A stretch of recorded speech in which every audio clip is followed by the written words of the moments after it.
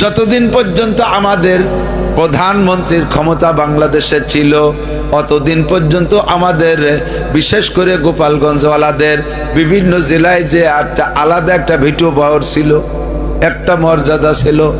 গাড়ির মধ্যে সুপারভাইজার যদি উল্টো পাল্টা করছে, যদি খালি বলতে পারছি বাড়ি কিন্তু রঘুনাথপুর গোপালগঞ্জ, সাথে সাথে সবাই সুপারভাইজার দুর্বল হয়ে গেছে, সর্বনাশ করছে, বাড়াবাড়ি ওরা যাবে না গোপালগঞ্জ।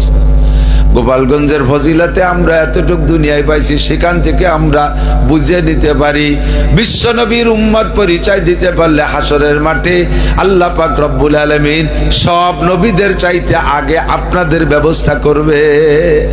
আপনাদের সিট না দিয়ে গাড়িটি আর কেউ সিট দেবে না, এমনকি কোন নবীর সাথেও কথা বলবে না।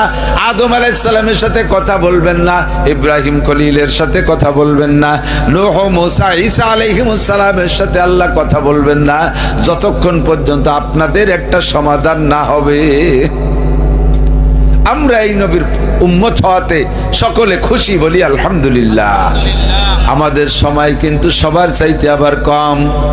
উজ ইবনে উনুকের নাম শুনেছেন? উসপহলান।